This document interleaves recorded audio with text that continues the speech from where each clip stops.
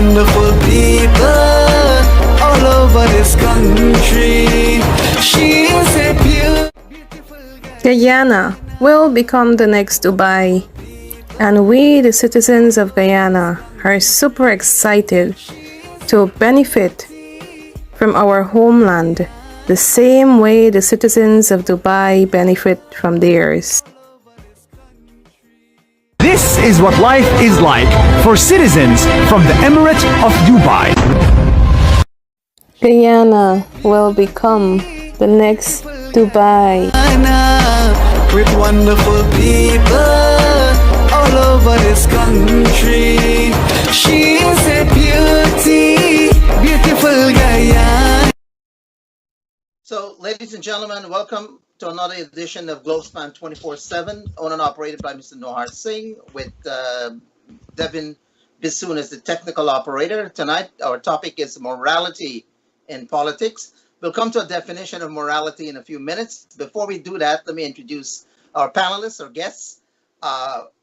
As usual, joining us, but was not here last week, is Mr. Vincent Alexander, a commissioner at GCOM, the Guyana Elections Commission, Professor Nehusi, who is well known as a political activist and a professor as well of political science. Mr. Ravindra Dev, former member of parliament and a lawyer. And we have Professor Betaram Ramarak. Gentlemen, before we get into our topic, I would like Mr. Vincent Alexander, there was a misunderstanding about a matter pertaining to the history department at the University of Guyana. So I was just wondering whether Mr. Vincent Alexander would like to clarify his statement from about a month ago. Yes, thank you very much, Vishnu. On the last occasion when I appeared, I indicated that there was no history department at the university. In fact, that information is dated. When I left the university at that time, we did not have a history department. The department was then reduced to, I think, social studies and tourism. But subsequently, they have reintroduced the history department, so that I need to let viewers know that at this point in time, in fact, there is a history department, and the information which I provided on the last occasion is dated information. There was a time when there was no such department, but they have since reintroduced and do have a history department. Okay, well, thank you for that clarification.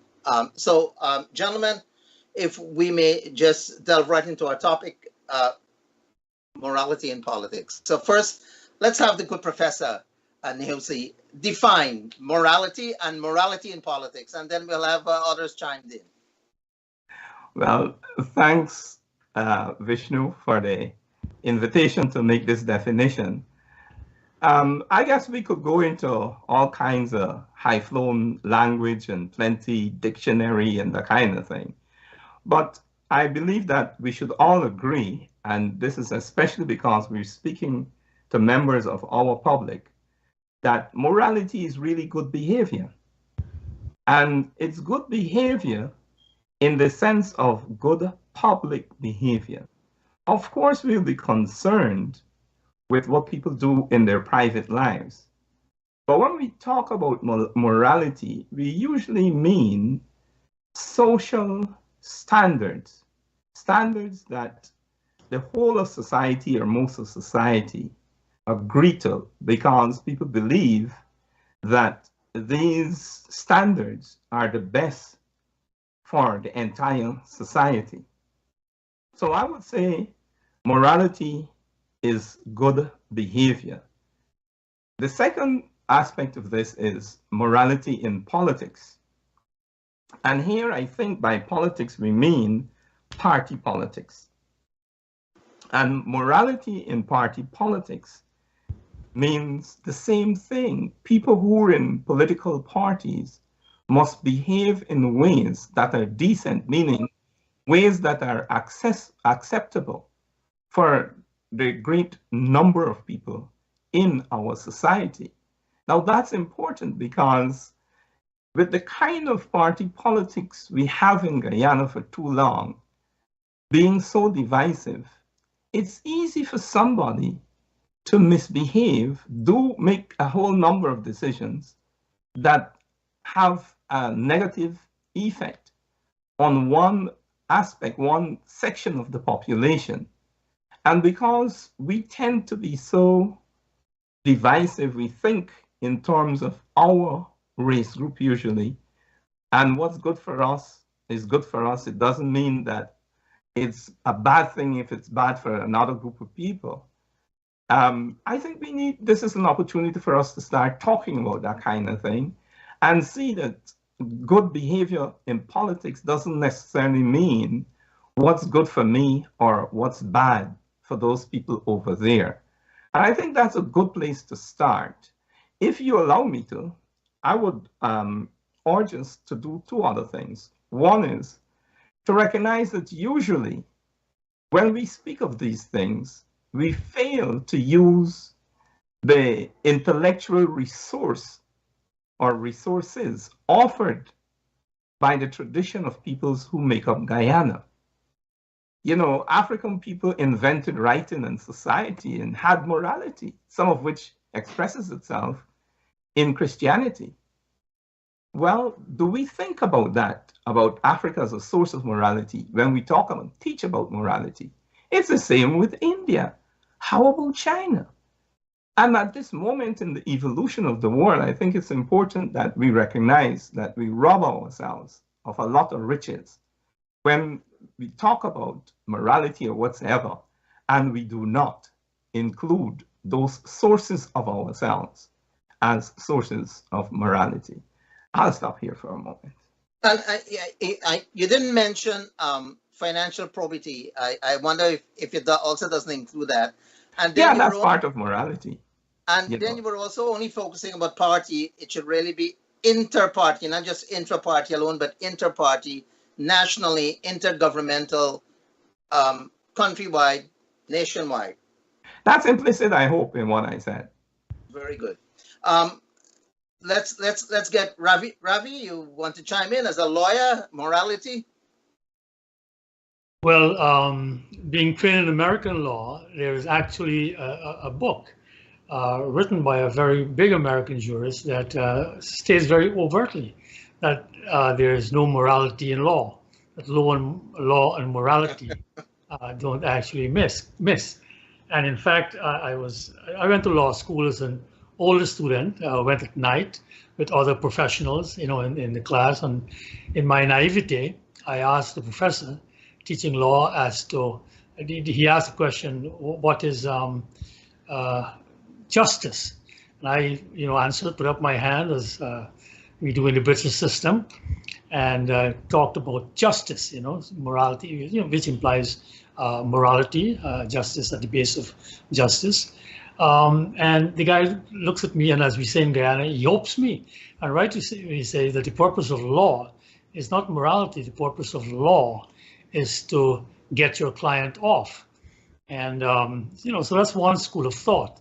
But to come back to, I think, what we're trying to grapple with in Guyana, I think Nahusi makes a very cogent point there in terms of, let's talk about behavior, because ethics, you know, some people confuse morality with ethics. Ethics are the rules that govern morality. And I come from a school which puts morality before ethics, meaning the good comes before the right. What is good is prior to what is right. And to get these professorial language in place is called a deontological approach. But as Professor Nahusi has cautioned, we're not going to go down that road. But the simple thing is it has to do with behavior. And I couldn't endorse more, as we did the last time, that in Guyana, we have jettisoned these aspects that we had developed in our homelands, we in Guyana.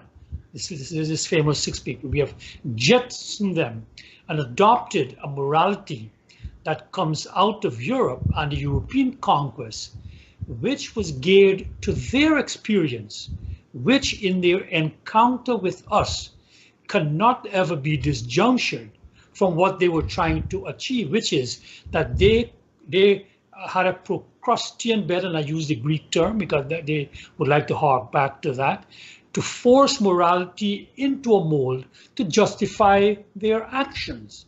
So therefore, for example, they enslaved us, made us as indentured servants for our own good. It was a moral act because, you see, we were bereft of any notions of morality. We were savages, you know, and so on and so forth. So therefore, so we have to be very cautious. But as we agreed in the last encounter, the two of us agreed that therefore we had, and we still have a frame of reference which we should have used, but at a minimum should we begin to use in terms of at least coming to grasp with this whole notion of morality. And that is, what was the cultural, what was the moral stance of our people? For example, as a person from India, from a Hindu perspective, and Hindu is not used in the term of religion, it is simply a way of life called dharma. And that in itself, to give an example, to pick up Kimani's point, just simply tells you what is a dharmic life. What is it? And simply, whatever action, not thought, not belief, whatever action supports society, whatever action upholds society, whatever makes the society live more harmoniously, that is dharma, and that is to be followed. So it's a very simple test that everybody can understand. You can simply ask, so we look at anyone's behavior that we may have some problem with, you know, let's say as a father, my daughter comes home in this very scanty outfit, and so what do I tell her? And that is the simple test that I use. What will the society, what does it do to societal values and all of that?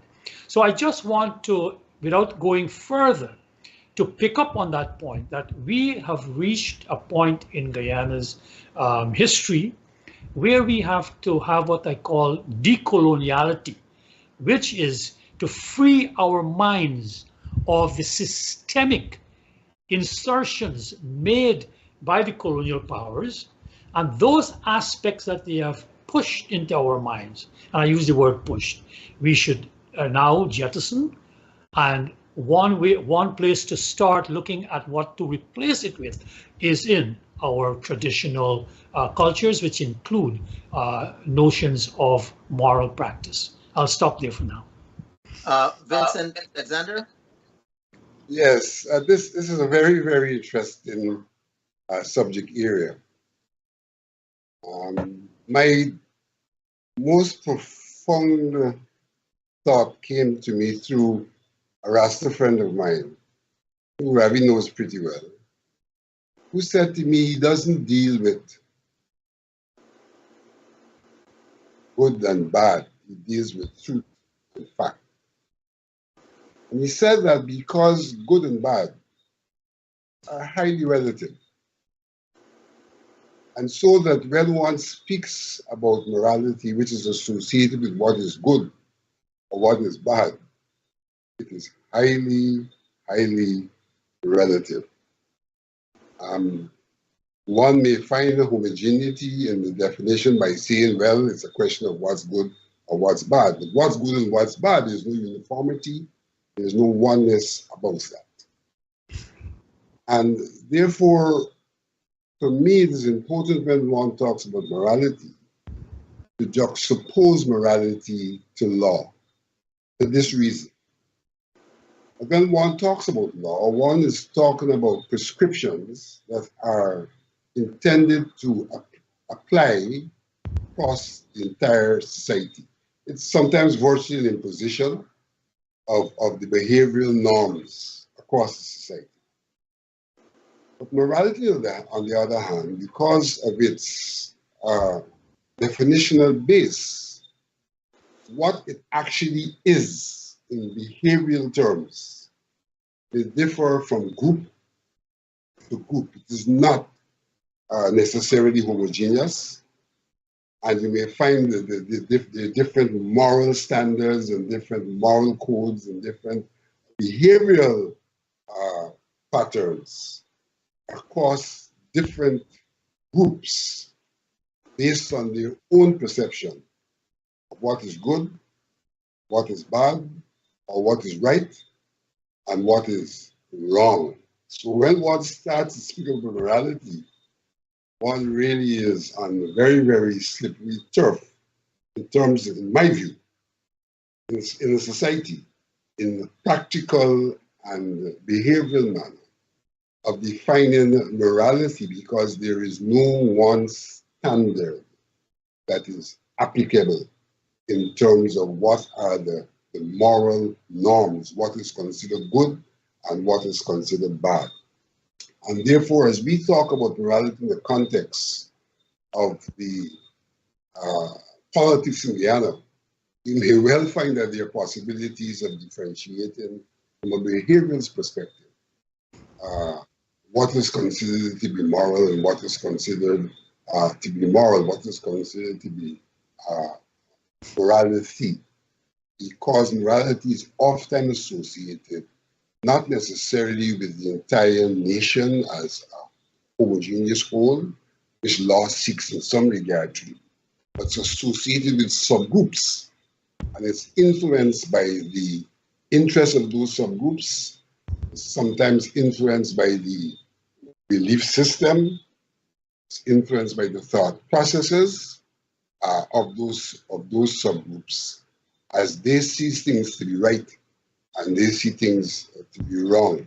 And in that regard, it links back to what we said about the need for us to look at morality from the standpoint of what was imposed upon us by those who were looking after their interests and seeking at that time to define what was right and what was wrong. So morality, it's a very slippery term.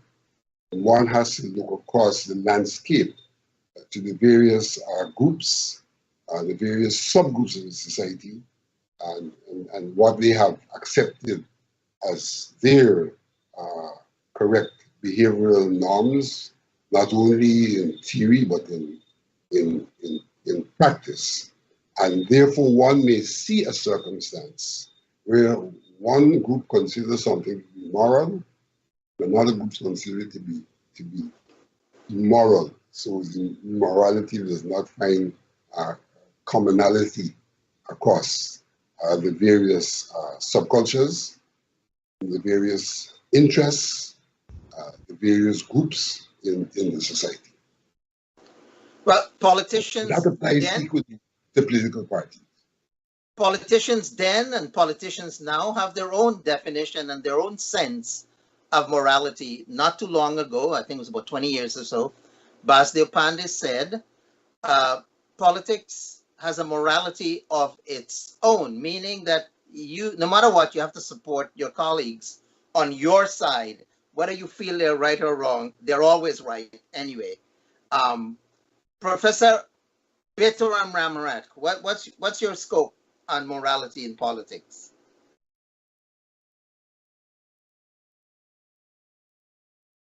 You have to on. Dr. Batram, you're on mute. I'm sorry about that. Having to go last, I would say that I agree with everything that has been said here, but I'm always left with the burden to try to move this from an intellectual level to make it operational so people can understand what the heck we're talking about. So I'm going to try to do that, but there's a couple of things I do want to say first. I think whatever standards we apply, I think it's a difficult, task to identify moral behavior and expect people to behave in a certain way. That's it's a slippery slope, and it's a difficult thing to establish. So if you were to apply, let's say, standards of behavior, and again, in the Guyana context, based on what Vincent is saying, and he's absolutely correct, my objective observation could be someone else's subjective assessment.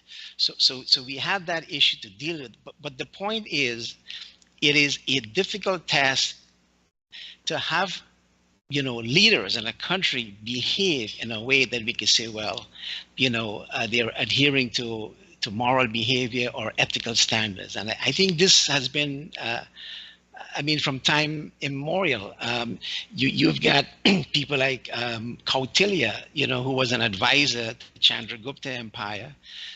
You've got, Confucius, who, with his Analects. And of course, you've got, I guess a more recent one would be Machiavelli, who have all emphasized the fact that you have to really focus on what we call, the legalism to kind of regulate and control people's behavior, right? So that being said, it is very difficult, and again, I'm trying to operationalize this in terms of our Guyanese politics. The question then becomes, okay, can we identify people who have behaved in a sense that we can say, well, hey, these are the standards and they have done the right thing and they have behaved, ethically. That's a challenge. I can't think of names in my head. There are a couple of them, I would say, people who have not been tainted, whether we define morality in terms of, sexual behavior, or being corrupt in government and so on.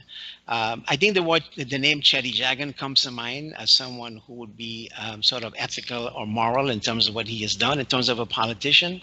I think Ashton Chase has been a very upright person, whose name is out there, and I don't recall anything that goes to the level of unethical behavior.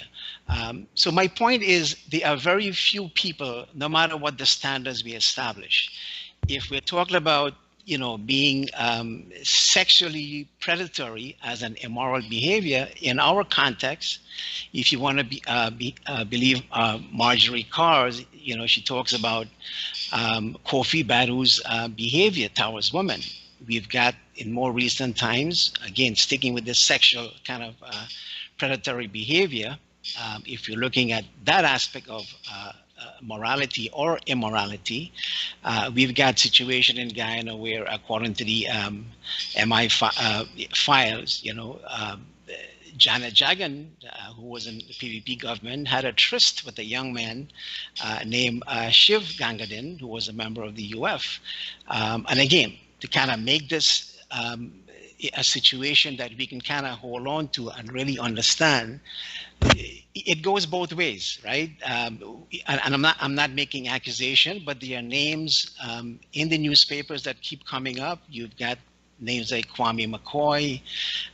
You've got names like Trotman has come up when it comes to dealing with this kind of untoward behavior. Kelawan Lal name has come up. And I have had occasion to pen a letter about another person, Dr. Barry Ramsaran, in the Dana Ramatar administration, who were threatened to slap someone publicly, an activist by the name of Shalina Nagir. And of course, now we've got the situation with Nigel Dharamlal. So my simple point to this is that if we're going to take this from the intellectual level and try to, to rationalize this, my point is, it is very difficult to establish standards of behavior, right? Secondly, as Vincent has mentioned, over the years, the whole issue of looking at things that would be considered moral or immoral has changed. Right? You look at the United States, for instance, a lot of the stuff that Trump has done and is accused of doing, those are things that you could have gotten into serious trouble, right? If let's say, if you were Bill Clinton in the old days, right? So things have changed. And I think the third point that has to be made when it comes to Guyanese society is the fact that if you look at the recent example with Nigel Dharamlal, is that you're dealing with a society that is fractured in the sense that it is still a male-dominated society. We haven't had examples of, let's say, the Me Too movement and things like that. So women, and especially Amerindian women, are not educated to be able to a point where, they can raise their voice to make sure that, and take actions to make sure that these things don't happen. And I think the last point I do want to make here is that because we are a fractured society, it comes back to what I said before. What could be objective to me could be subjective to someone else, because we are a divided society. And with the current case that we have, we see people politicizing an event, and at the same time, we see people who are acting with the herd mentality and supporting because the government hasn't taken action. So what I'm trying to say here is that because we're so divided, that division is going to make things highly political, right? But we are also faced with a situation that we don't have that national consensus. And it is going to be a difficult thing to do in a divided society like us. Now, we're not unique in that sense, right? There are a lot of third world people, who have been, nuts and crazy when it comes to immoral behavior. But it is going to be a challenge for us in Guyana, and partially because, we are coming from a society where we are not that sophisticated, or we're not at that level where we can say, look, this is a problem, we need to address it. Because like I said, we have had these kinds of behavior before, many times before. And I'm going to end here. The hope is that with what we are seeing now, this would be an example of a situation where we can kind of move the pendulum away from the plantation politics, towards a more uplifting political culture, so to speak, where we can prevent these things, whether it's of a sexual nature or something else, right? So we can prevent this from happening. But it is going to be a challenge. It's not going to be easy. I'll leave it at that.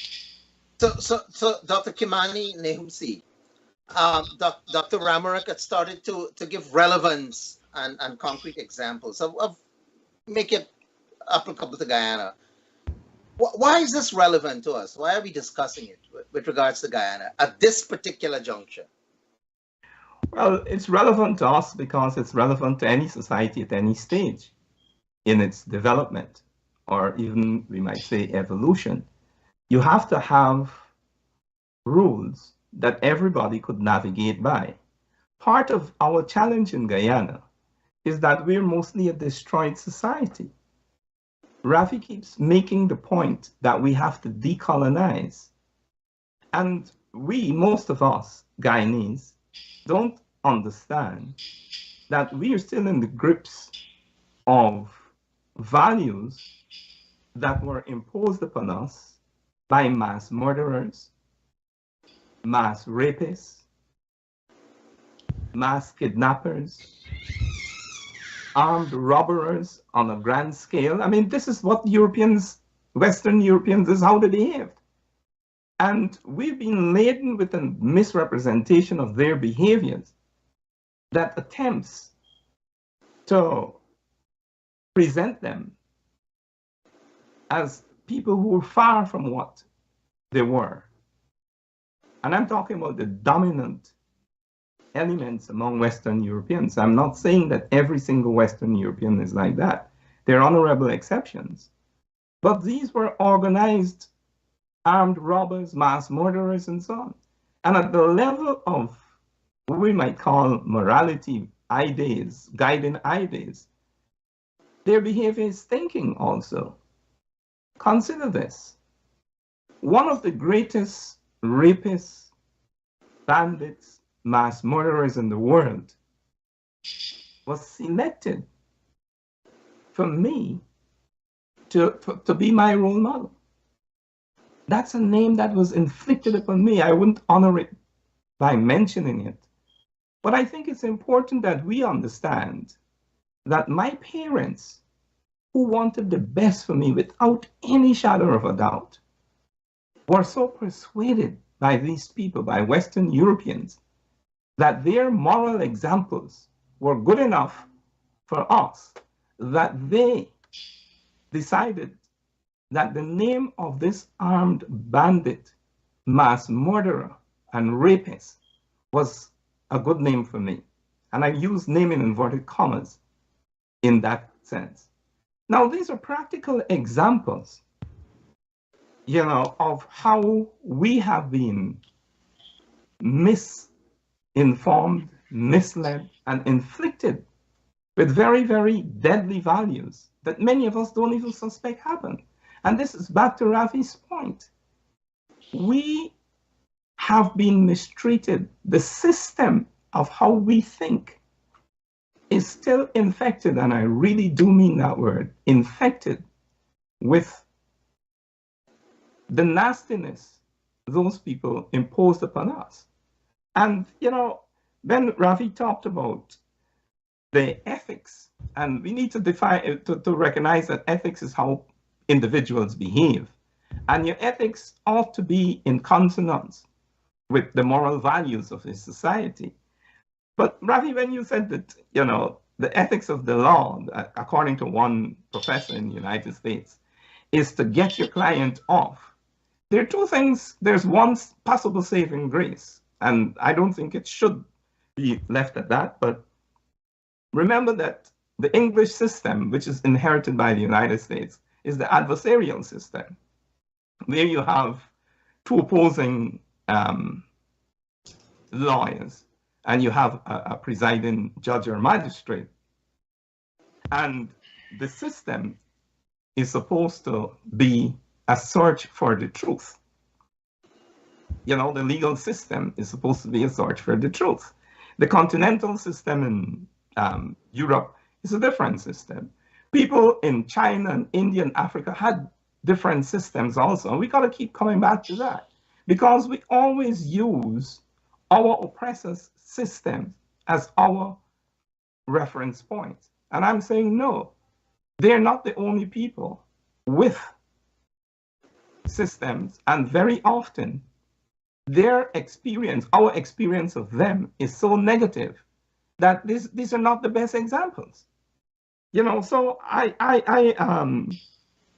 would say that yes, the system, the legal system as practiced under the inheritance from the English has got to be, you got to recognize it as a search for the truth. And it's upon the truth that you could get justice. But even that British system is built upon British custom and practice.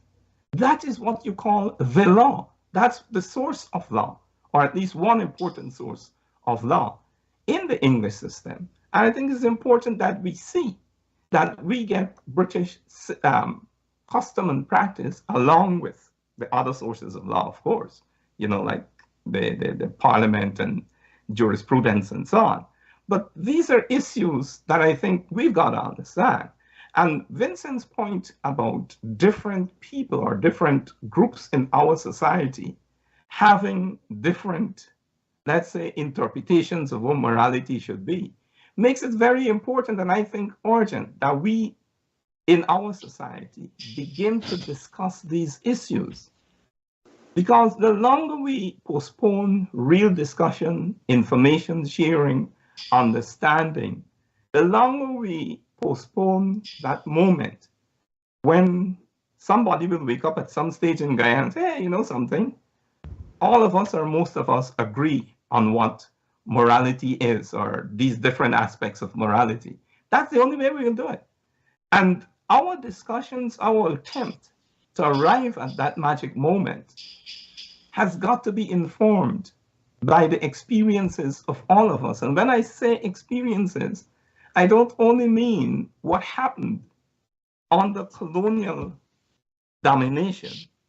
I also mean the thousands of years of experience and refinement that went into the making of the moral and ethical systems of the cultures of Native America, of Africa, of India, of China.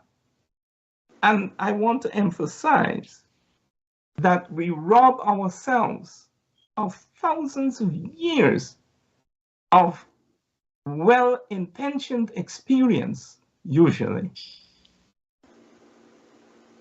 when we elect to focus upon the degradatory laws and usages that we inherited from people who committed the greatest crimes in human history against us. I'm talking about Western European colonization.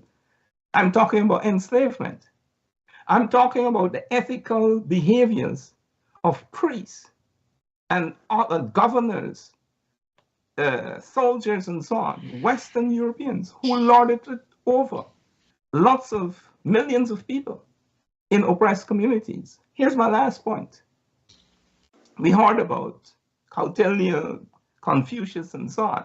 So it's important for me to say this, that thousands of years ago, African people, and we have many names, I just want to put forward Tahotep, who had moral system. Ma'at is a system that evolved in Kemet, ancient Egypt. And Ma'at still has relevance in the world today, but most of us don't even know. Most of what is called Christianity, the precepts of Christianity, come from Africa, from Ma'at. Let me give you one example. There's a book called Pret Em Heru, which in ancient Egyptian means the book of obtaining righteousness. Europeans misname it the Egyptian Book of the Dead. If you look at the 42 declarations of innocence, you will see what Moses, whose name was an ancient Egyptian name, Moses, born of, preceding to the 10 Commandments. It appears twice in the Bible. And there are many, many other examples of this kind of thing. It's not appropriate for me to go into details about them here.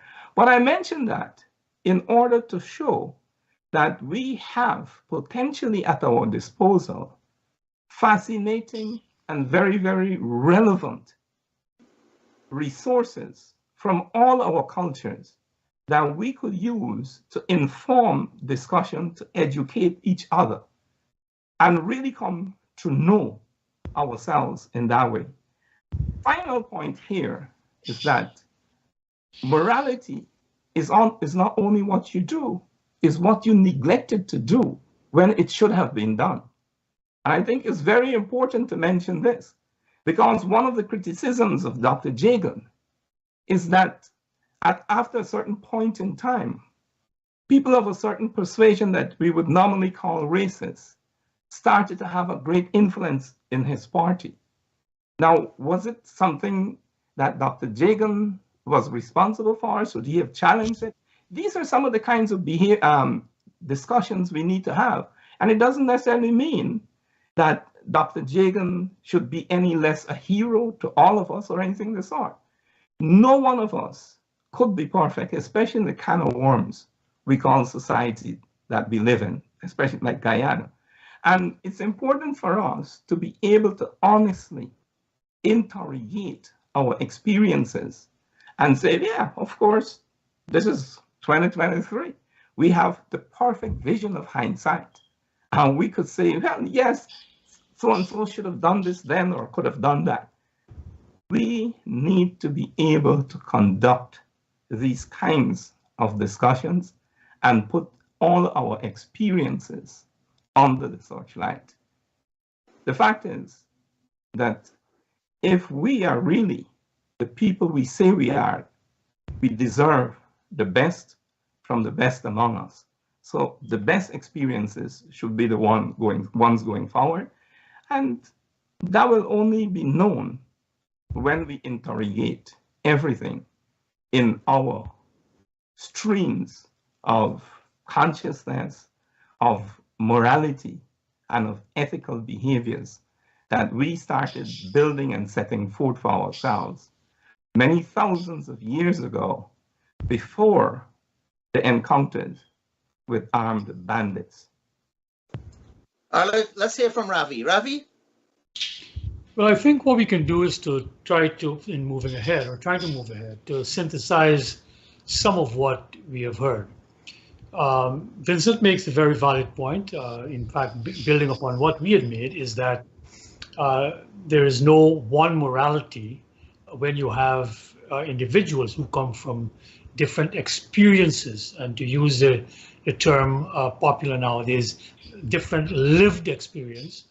As Kimani emphasizes, those lived experience extends into our hoary past of millennia, and we just can't discard them. So how do we then come to grips to live in the present? And I think what has been done, and this is where we have to jettison the whole European or British notion of total assimilation, that there has to be only one way. That has been their experience. That has been their theology. There can only be one God, and then there can be only one culture, and there can be only one way. I think if we in Guyana accept, as the ancient people of India did, and I'm sure Africa too, without knowing the citation, I can cite from Rig Veda. It says that the Creator said, Eko Ham Bahusyam, that I am one, let there be many. So therefore, diversity is the nature of the universe. From the atoms and beyond into the multiverse that we are now getting a glimpse of, diversity is it. There is no one, there is no e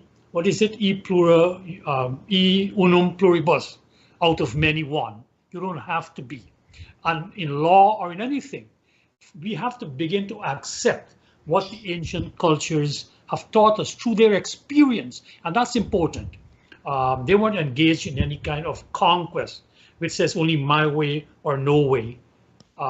So we have to start from that. So to come back to Vincent's point that he put up, how do we then go forward? And I think this is the type of discussion that is needed. That in our culture, the culture that I am out of, you sit in a circle. I was very pleased when my party, ROAR, coalesced with GAP, the Amerindian party at that time. And when we met, I found that they also, when in discussing, you sit in a circle. There's no my side and your side. You sit in a circle and you go around that circle until you find consensus. There was no any voting. You had to come. So even if the discussion would last all night, you come to a consensus. So for example, when we got a one seat between GAP and ROAR, we had a consensus that Franklin, right, Everall Franklin would represent ROAR and GAP. There was a consensus about it. We didn't ever vote on that. So I think, Vincent, to come back to what you pose on specific, if we are to create law about it, because at any given time you will have to have law, but know that law will have to be amended as society progresses, right? There was the old Greek saying, which I am versing Greek thought having been drummed into my head, of Zeno saying, you can never put your toe into the same river. Both you and the river have changed. So we know we're going to have change. But let me start like that. That if we are to make a rule, there has to be a rule on a given set of behavior at a given time in our history. And that's where we stand right now. And we have to do that.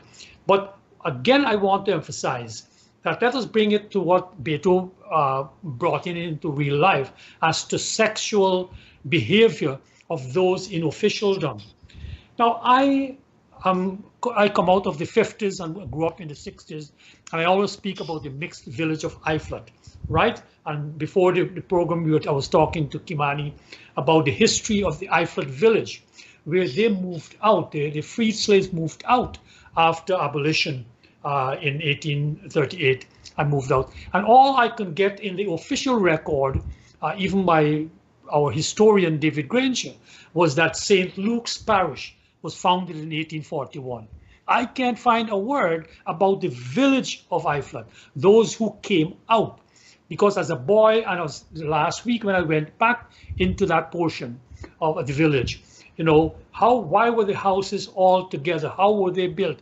How did they live together? Those questions are unanswered.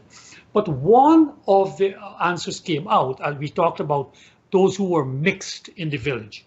So there were two kinds of mixed, and both came out of rape. And we tend to hide that. In my section of the village, there were the Mitchells. The Mitchells came out of a white overseer from the 40s and produced 4 children. They were all, fair skin, we call them. We would call them red nowadays, I understand. One of them, of course, our jungle school of warfare is named after him, Robert Mitchell. We call him Barney Bernard Mitchell. He grew up, we grew up in the same street and all that. But his mom was a maid in the home and ended up with 4 children. There was another Indian woman who ended up with 2 children from a Wallace. And you can check these classic Scottish names because most of the overseers were Scottish, the Mitchells. And look at the children's name: Malcolm, Robert, Georgie, who was my grow match, as we say, and the girl, right? The point is, though, that they were all, the rape was not even commented about. Once you had power, you then could rape that maid and force her to have your children because she needed to live, right? She came from Dewilliam, where my 4 parents came out of. I knew the older Mrs. Johnson, right, from Dewilliam. So she was Mrs. Johnson's daughter, but she had to live with that, right? Then this last weekend, I found out something which I didn't know. I am returning because I'm talking to all of the older fellows. Some are a bit older than me, and I talked to them about that. Apparently, one of the ministers of this Eiffel Church of Scotland school had a child with one of the parishioners. So even the missionaries who were sent down did their bit of raping. So when we talk of this unequal power relations that had this sexual, outrage being committed by those with power, it just didn't start in the here and now. I'm not excusing, but I'm saying that we have to be cognizant that these mores are very deeply embedded in our society, and it goes back. So we have to look at these authoritarian structures, that the moment we put some people into government, we make them minister, they're going to be running around in the street next to us. The moment they become a minister, they talk different, their expectations are different, their shoulders, their swagger become different as they enter that same village. I'll never forget my one term in the parliament. To see these same guys who, we used to gaff and talk about, these things became very open in terms of sexual exploitation of women, right? In fact, in very mocking terms, our now opposition, one of our opposition leaders, Kemraj Ramjatan, used to mockingly refer to me as Pandit. Hey, Pandit, how you doing? Meaning, I was supposed to be very uptight about these matters. So I was to be mocked as a Pandit, not fit for politics, you see? So I want to bring this thing to some kind of, where do we go from here? We have to look at all of these and not to simply assume that it's an individual thing. Coming back to the whole coloniality, it is also a systemic problem in our society in terms of how power can be utilized. And one of the ways it was utilized throughout our history, our particular history, was in sexual exploitation of our women. So we have to put a stop to that. The other one would be, of course, is that when we come back to, we can't just discard the notions of what is proper. Because there again, I look at our own, belief in a simple one, in terms of the way one even expresses one's sexuality. Most of the Guyanese Indians come from a part of India called the Bhojpuri belt, where they are in India, even in modern India, they are derided as being, like country bumpkins, so to speak. And one of the things is that their form of dance is very sexually explicit. They don't dance with the shoulders, they dance with their waist, right? So if, as a boy, when we went to wedding houses, you would wind down, you understand? And that was not seen as proper. But who defined that? Because we were dragged across the Indian and Atlantic Oceans during British times. And that type of dance form, similarly to African dance forms, have been derided as somehow being more vulgar, because that was not how the British waltz, they were not, while they were raping women right, left, and center, their dance was more chaste, and ours was not so chaste. And we accepted that. Who tells me that I shouldn't be winding down to chutney music, or when we go to Matikor, when the women can do their thing, and we shouldn't be doing that. So I would like to close with this, is that when I went to America in 1972 to do further studies at Brooklyn College and then do law, John Rawls, even within the American system, had come out with his theory of justice. And Rawls confronted pluralism in what is justice. And he gives, at least to them, he had offered some tests as to how you can now do this discussion and debate and discourse and come to some kind of understanding. So he thought for certain beliefs, you had thick or thin versions, meaning some groups would have to accept that, man, we're not going to fight to the death over this particular form of behavior, right? So from a Hindu standpoint, it is not an ultimate determinant of what good for the society. So that would be the acid test.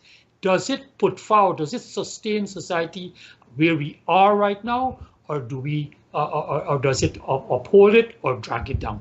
And that will be the acid test.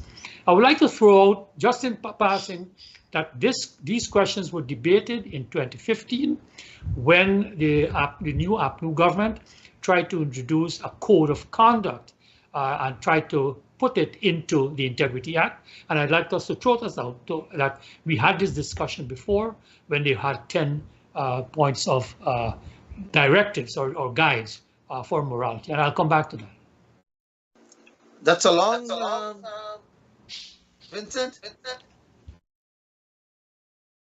I would like to pick up from that point that Rafi made about diversity. It's a reality. It's something that no one has the right to attempt to eradicate. It's natural,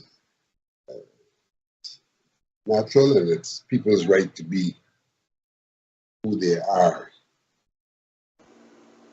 On the basis of diversity, I would think that you're going to end up with morals, moral codes, moral behaviors that correspond with the segmentation that diversity speaks to. And that segmentation could be both horizontal and vertical. Different social structure, for example, can tell you about the vertical difference.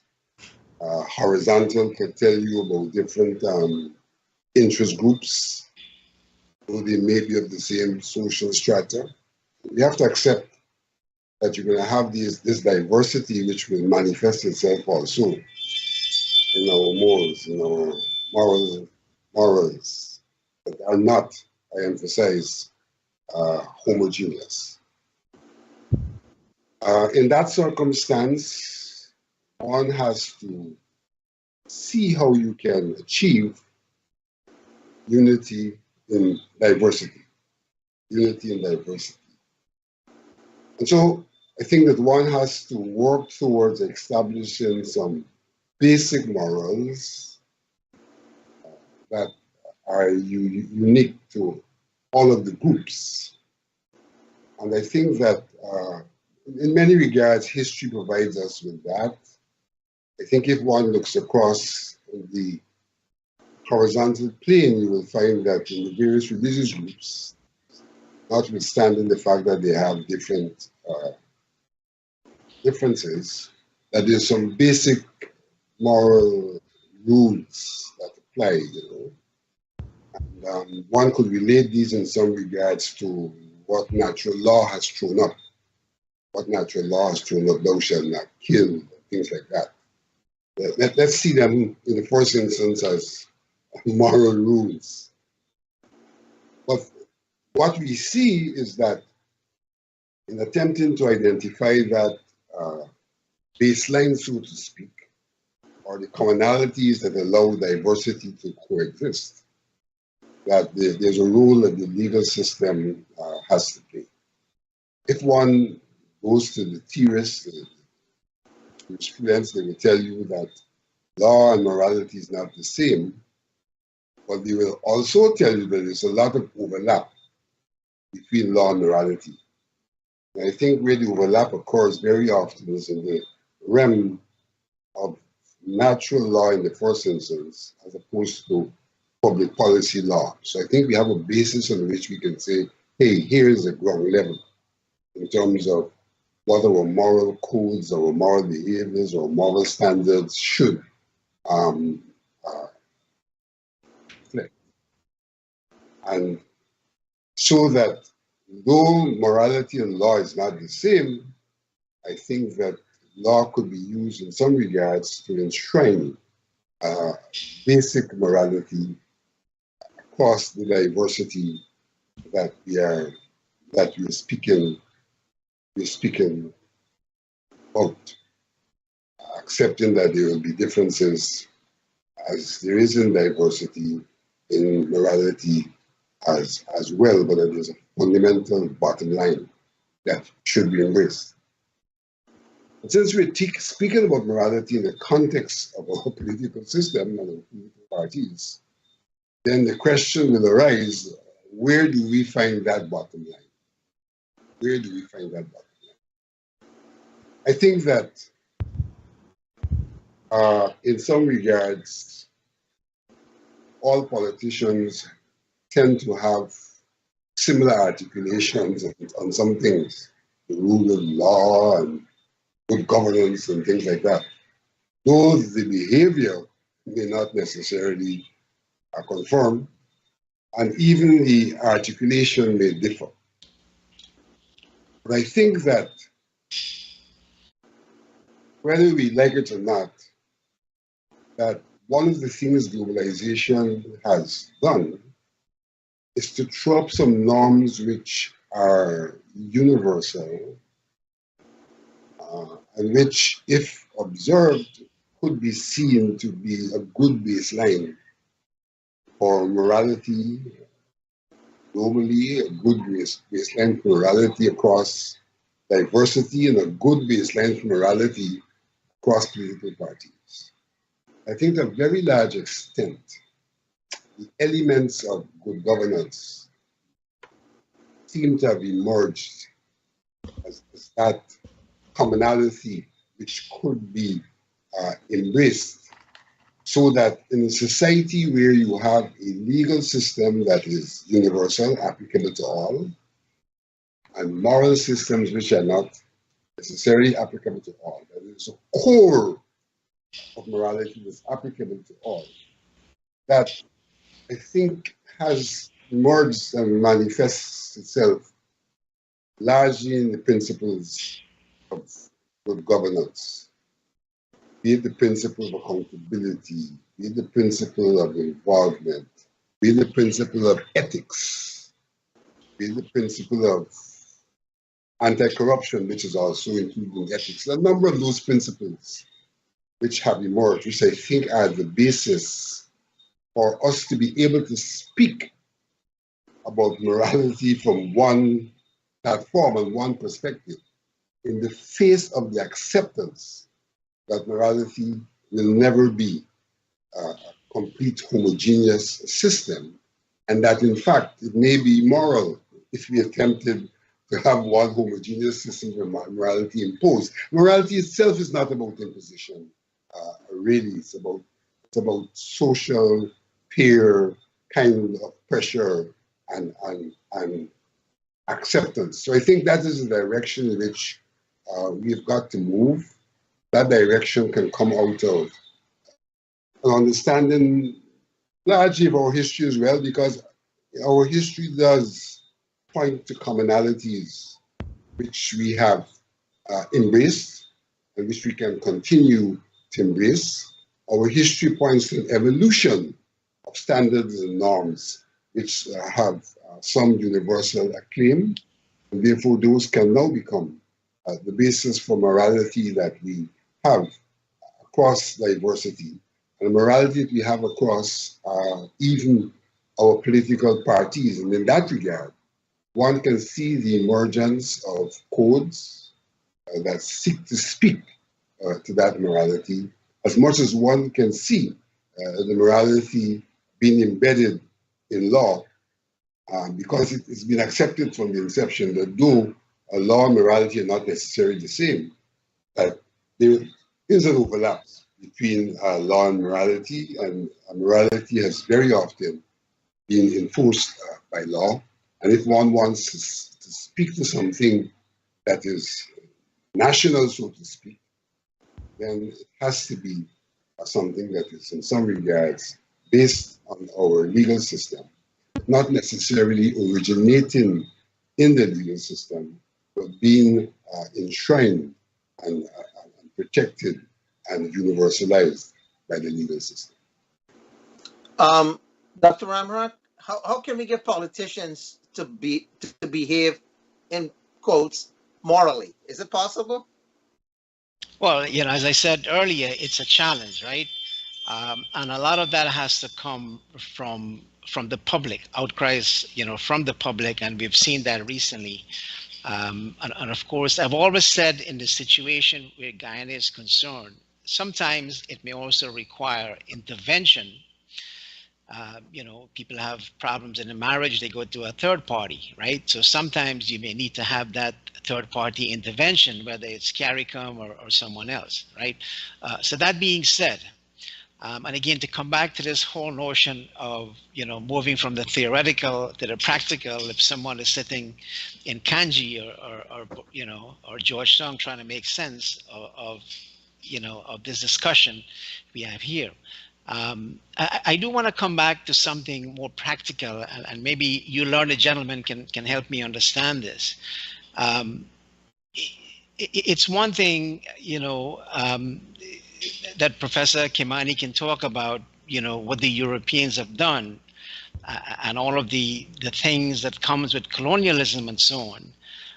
But the practical reality is that, we are living in a European constructed world. And if you're going to overthrow and remove that system and create a whole new set of norms, it means that you have to have some kind of unity among every country that was part of that European control to remove that system. Vincent says globalization is with us. So my point is, yes, we can take some examples of what was done in Kemet, or what was done in the Panchayat system in India. We can take those examples, but the reality of it is that we live in a world where, as we have been seeing here today, to get to those, those bottom line experiences that could help us to build consensus, a lot of that has to do with, our own lived experiences, a term that you guys have used. So my problem here with this is that we are not necessarily focusing on trying to address the real problem that we're trying to grapple with. Yes, I'm saying it's difficult, to legalize morality, but we're living in an environment where the norms are changing, and as society becomes more educated, we're going to get closer to that point.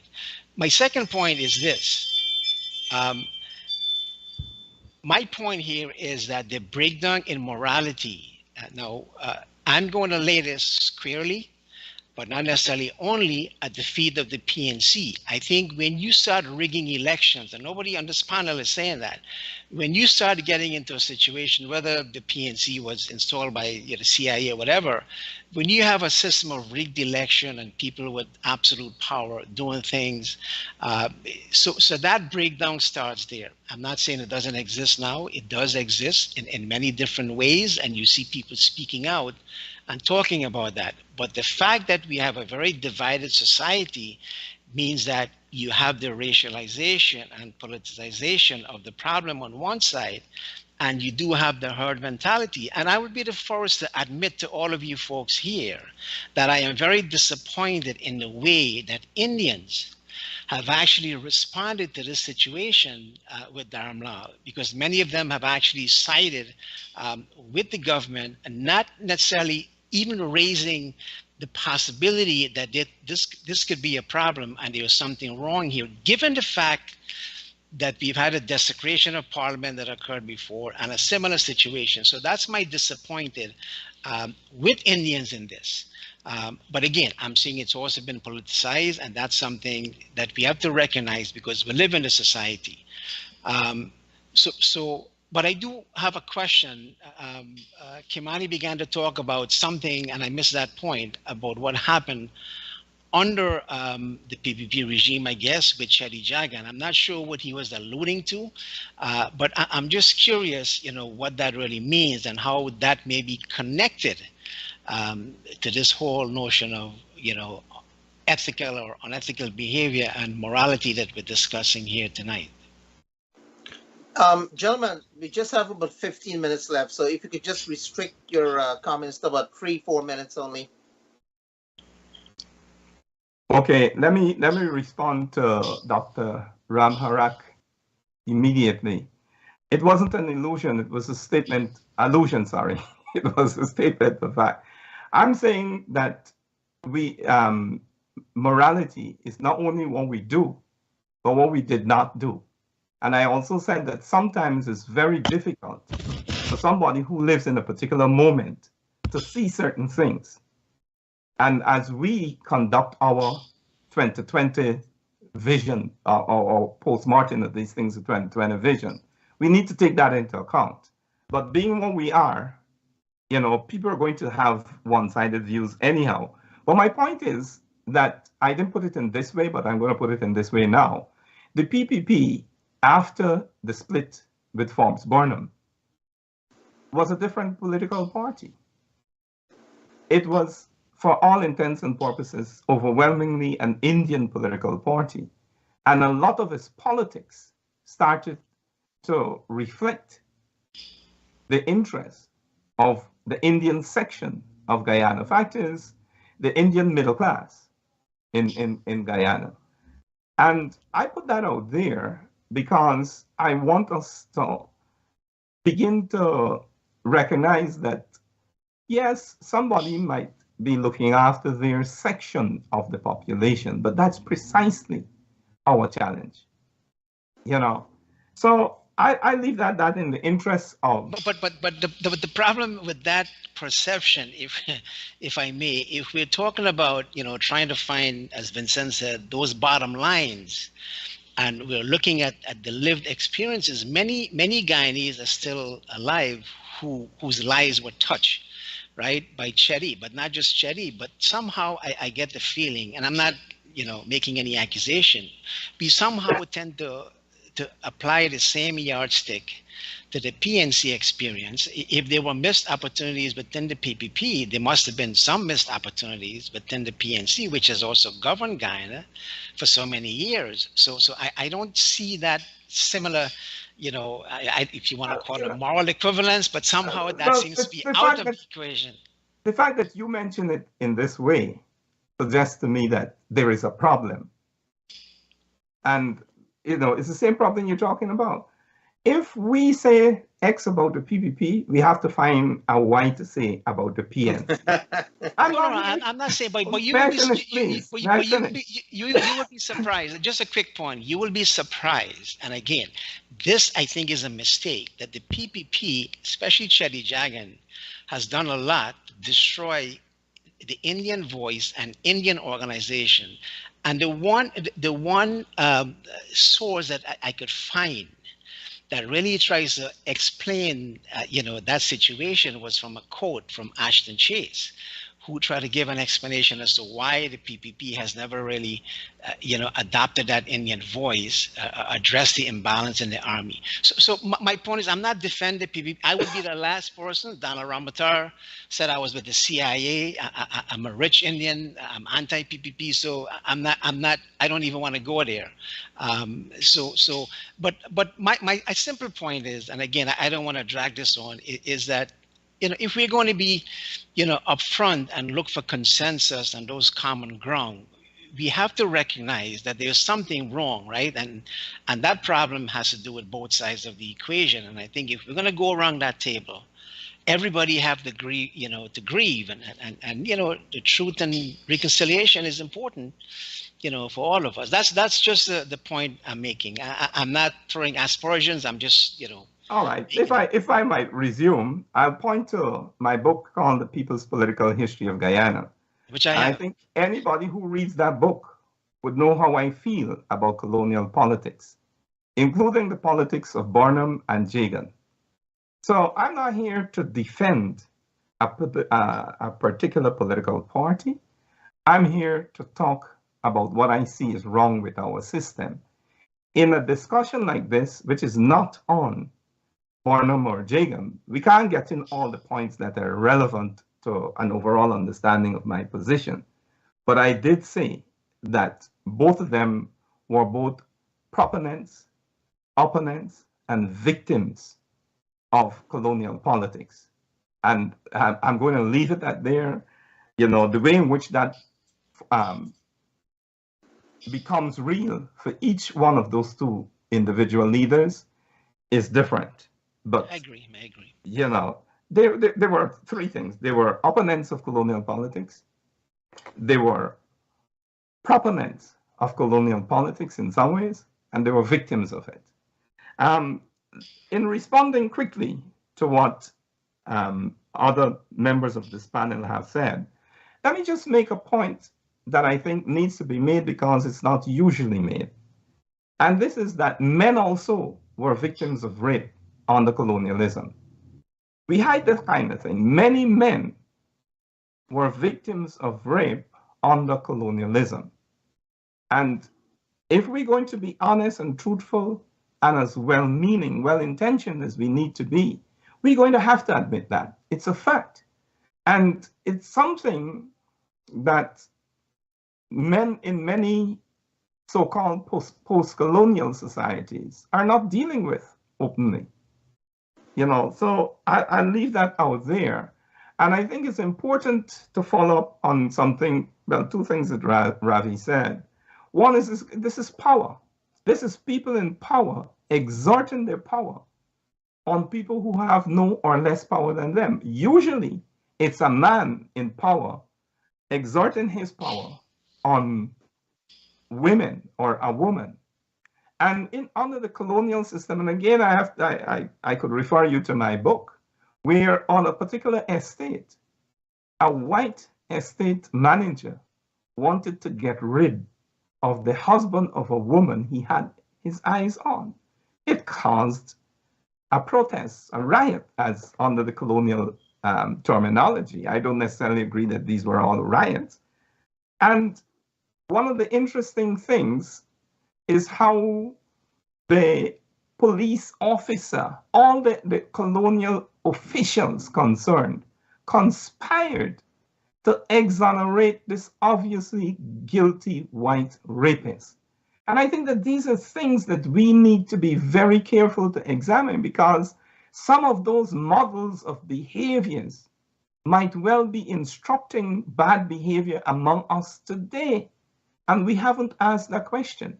Where do these behaviors come from among our people, whether we're Indian and African or Indigenous American or mixed race people, whose tradition doesn't necessarily permit that kind of behavior? Now, I'm not saying it never occurred in Africa, that I know a bit about, but I'm saying that in Africa, the weight of morality, the social ideals, the moral ideals, wasn't that kind of behavior.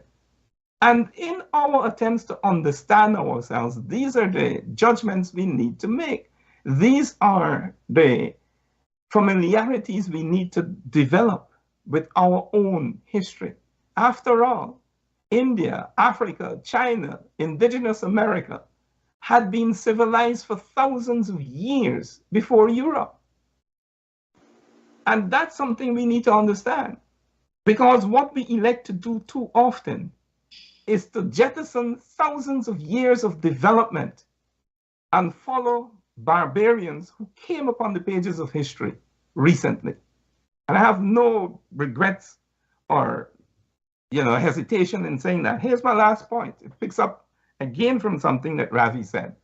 Sitting in a circle and talking, exchanging views, debating, whatever you want to call it, until you reach consensus is exactly African. That's how African people did it. And in Guyana, in our language, we have words that tell us about that experience, but we don't know. So when we talk about Ganda, open Ganda, a Ganda is a circle in Kikongo language where people did exactly that. The word for a very learned person is Nganda, again in Kikongo. Then we talk about Kina. It's the same language. And all these terms address very, very advanced systems of knowledge. In European terminology, we talk about secret society and we dumb it down. That's the African version, later African version of what Europeans got from Kemet, ancient Egypt, that they call the lodge. And some of us inherit that lodge from Europeans. So when we encounter our own writing, ancient Egyptian, so-called hieroglyphs, we don't even know it comes from us. So these are issues that we will have to begin to address, reclaim our systems of knowledge, morality, whatever you want to call it. And then we could make the kind of judgment that Betaram, I think, is asking us to make implicitly. The kind of nastiness isn't always our models. They were imposed upon us by other people, and we inculcated them because we don't know anything better. And we don't know anything better, usually, because we don't know our own history on these issues. Rafi, we just got a few minutes left. You want to I know. Yeah, let me just plunge right in that. Basically, in invoking the PNC and the PPP and its formation, I think that brings up the question of morality in politics at a macro level, because you have the morality of the individuals who then occupy places in the organization of politics, but you have another morality that the institution of politics and political parties have adopted. And we got to look at the implications of that morality. So for example, you had Dr. Jagan with his Marxist morality that he adopted from Lenin's little books, as he confessed. And he, don't smirk there, Vincent, that he adopted, and he felt that was the end all, and he felt that's how he judged all activities. Forbes Burnham, we know, from a very youthful age, adopted the political philosophy of Machiavelli. And while Machiavelli has, a bad name nowadays, he's a political realist, and in fact is very much in vogue in the present dispensation. So the implications of those morality played out, and we can then talk about whether it was good or bad for Guyana. But we can't ignore that, and at some point maybe we'll discuss that morality, because in the present age, we are now playing according to the rules of neoliberalism, the morality of neoliberalism, which says very clearly that the market makes moral judgments as to who will live and who will die. It's a decision to be made by the marketplace. There's no human intervention. The market will make all decisions, and explicitly, as Anne Rand said, will make moral decisions. So we have to understand what we are governed by today. And this is something that I have tried to talk a lot about, and some of our interlocutors refuse to accept that mold that we are now being herded by under the morality of neoliberalism. To say, let's not talk about poverty, let's not talk about certain things, let us simply talk about what is useful for the market. I will close, as I promised, with one little thing that we went through this in 2015 when Trotman, a year after he had been accused of some sexual impropriety with a young boy, he introduced, as he had been mandated to do, a set of a code that would have been inserted into our integrity legislation that was to guide us. These were the so-called Nolan principles out of the Western system, but they had 10 principles. I wouldn't go into all of them. One of them was accountability. And within that subset of accountability, you had Article 8 on sexual misconduct, which I think is apropos where we have found ourselves here. And this is on the books. It was an act debated in Parliament and is there, yet I've seen no one refer to it. Sexual misconduct, Article 8.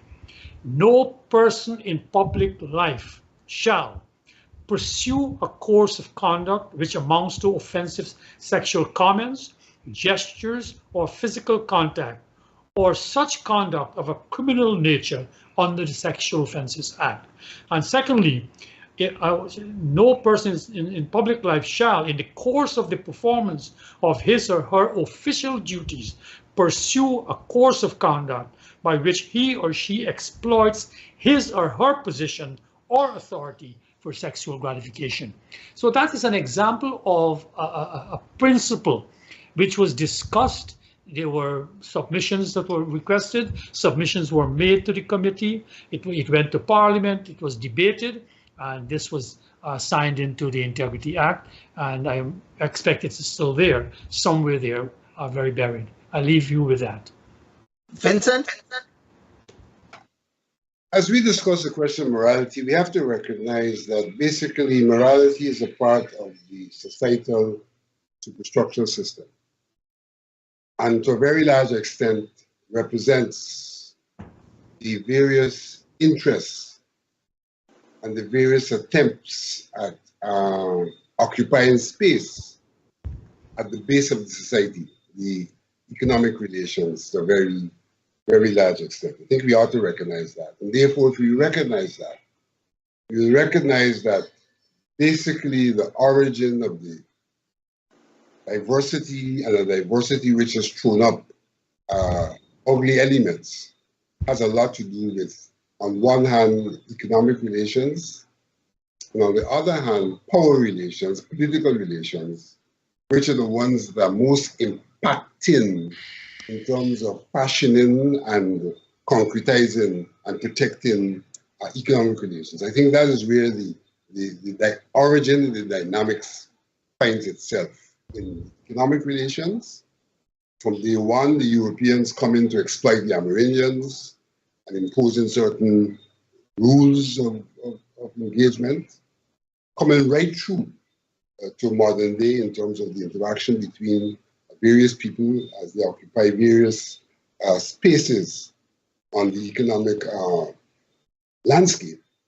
Bearing in mind that the political power and power at large is what is used to impose and retain those systems, and they have a spin-off in terms of issues of status and things like that in terms of power relations. So we have to understand where the grounding is. Grounding is in the dispositions of the peoples in terms of their economic relations, bearing in mind their own heritage and tradition that they bring into that, and the situational attempts to find space and place in systems that are people are pitted against each other. And what we're really talking about now is how we can get to some point of harmonization and equalization, even in the retention of diversity. Let's give Professor Ramarak the last word.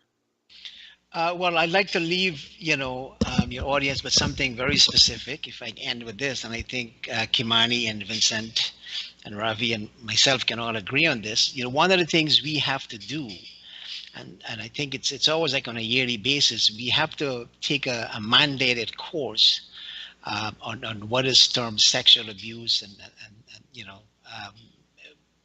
things dealing with, what is a sexual predator, especially in institutions where you're dealing with this power relationship, between people who have power and students. And I think that would be something we can start with in Guyana. I don't know how many people have read the provisions that Ravi just outlined, but this would be something practical that maybe every government official, every teacher, everyone who work in a private or public institution can probably benefit from this. And certainly we have here, and like I said, it is mandatory in many private and public institutions here. So I will leave your audience with that. I am afraid that will be the last word. We have run out of time. Thank you, gentlemen, for spending your evening with us. Ladies and gentlemen, viewers, listeners, thank you for joining us tonight. Globespan 24/7, owned and operated by Mr. Nohar Singh, with technical operator Mr. Devin Bissoon. Thank you all for joining us this evening, and we look forward for you again in a couple of weeks.